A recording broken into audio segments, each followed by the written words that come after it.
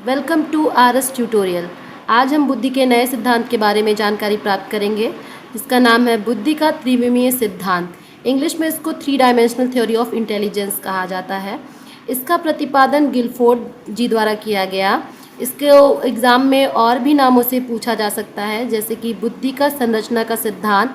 English में इसको structure of intellect theory भी बोला जाता है। बुद्धि के सभी तत्वों को इसमें 3 डायमेंशंस में बांटा गया है, इसी वजह से इसका नाम त्रिविमीय सिद्धांत रखा गया है। इसके जो 3 विमाएँ हैं उसको हम जैसे मैथ्स में पढ़ते हैं, एक्स एक्सिस, वाई एक्सिस और जेड एक्सिस, इस प्रकार से हम इसको डिनोट कर सकते हैं।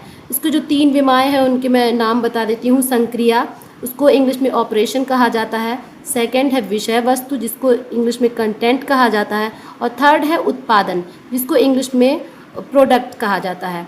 तो सब में ये सारे जो है पार्ट्स में डिवाइडेड है। तो इसमें ये कहा गया है कि बुद्धि जो होते हैं 3 डायमेंशंस में होती हैं। पहले हमारे अंदर कोई संक्रिया होती है, यानी कोई ऑपरेशन होता है, फिर उसके कंटेंट द्वारा लास्ट में हमें उत्पादन जो है प्राप्त होता है। ये सारे भी अलग अलग पार्ट्स में डिवाइडेड हैं। तो अब हम बारी बारी से सारे पार्ट्स के बारे में जानकारी प्राप्त। इसमें दिखाया गया है कि जैसे बुद्धि की 3 विमाएँ हैं। फर्स्ट में है संक्रिया, यानी कि ऑपरेशन। इसमें व्यक्ति द्वारा की जाने वाली मानसिक प्रक्रिया का स्वरूप होता है। जैसे कोई भी कार्य उसे दिया गया तो व्यक्ति किस प्रकार मानसिक प्रक्रिया का उपयोग करते हुए उसको पहचानते हुए कार्य कर रहा है, यही संक्रिया होती है। इसको 5 टाइप में मेंटल एबिलिटी, मानसिक क्षमता के आधार पे इसको 5 पार्ट्स में डिवाइड किया गया है। पहला है मूल्यांकन, इवैल्यूएशन। हम किसी चीज़ को देखते हैं, उसको इवैल्यूएट करते हैं, फिर हम सोचना प्रारंभ करते हैं। सोचते हैं हम 2 प्रकार से हैं। अपसारी चिंतन, यानी कि डाइवर्जेंट थिंकिंग, अलग अलग भागों में जाकर के सोचना, जो कि सृजनात्मक बच्चों में होता है। या फिर अभिसारी चिंतन, यानी कि कन्वर्जेंट थिंकिंग, बहुत सारी चीज़ों को एक साथ सोच करके एक जगह इकट्ठा करना। फिर ये हमें स्मृति, यानी कि मेमोराइज हो जाती है, हमारे मेमोरी में जाती है। लास्ट में हमें संज्ञान हो जाता है, यानी कि ज्ञान की प्राप्ति होती है। इसको कॉग्निशन कहते हैं। जैसे कि हम इसको एक एग्जाम्पल से जान सकते हैं। हमें एक ईंट दे दिया गया और कहा गया कि ईंट के बारे में बताइए कि ये कहाँ कहाँ उपयोग किया जा सकता है।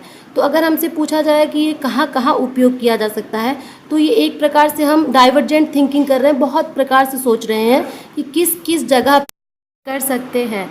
और इसी प्रकार से दूसरा भी एग्जाम्पल है। अगर क्लास में कहा जाए कि को एजुकेशन के जो है गुण दोष लिखा जाए, तो बच्चा इवेलुएट करना, यानी कि मूल्यांकन करना शुरू कर देता है। मूल्यांकन करने के पश्चात ही वो इसके बारे में ऐसे लिख सकता है कि इसके गुण क्या है, इसके दोष क्या है। इस प्रकार से हम इनमें कोई एक प्रकार की या फिर कभी कभी दोनों प्रकार की बुद्धि का उपयोग करते हुए सोचते हैं। इसका जो सेकेंड जो डायमेंशन है वो है विषय वस्तु, यानी कि कंटेंट।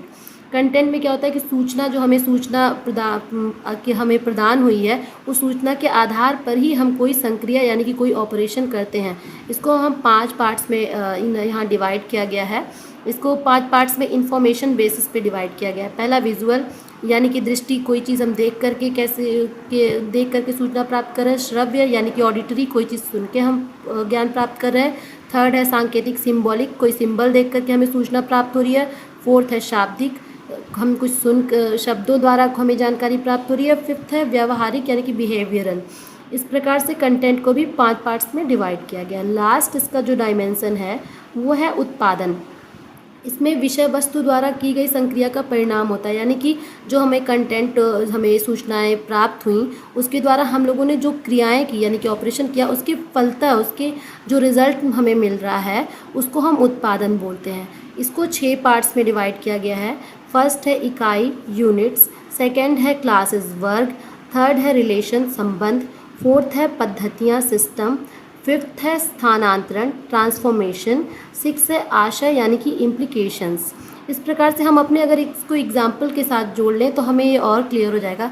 मैंने आपको ब्रिक्स का एग्जाम्पल, यानी कि ईंटों का एग्जाम्पल बताया था कि ईंट का यूज़ हम कहाँ कहाँ कर सकते हैं। इसमें हमने डाइवर्जेंट थिंकिंग करी, बहुत प्रकार से सोचा। बाद में हमने सोच करके बताया कि कैसे कैसे यूज हो सकता है।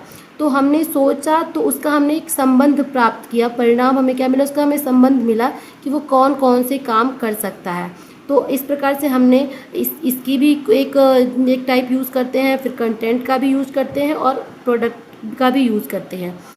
इस सिद्धांत में अगर एग्ज़ाम में पूछा जाए कुल कितने कारक होते हैं, तो हम पहले डायमेंशन में 5 टाइप, दूसरे डायमेंशन में 5 और तीसरे में 6 टाइप होते हैं।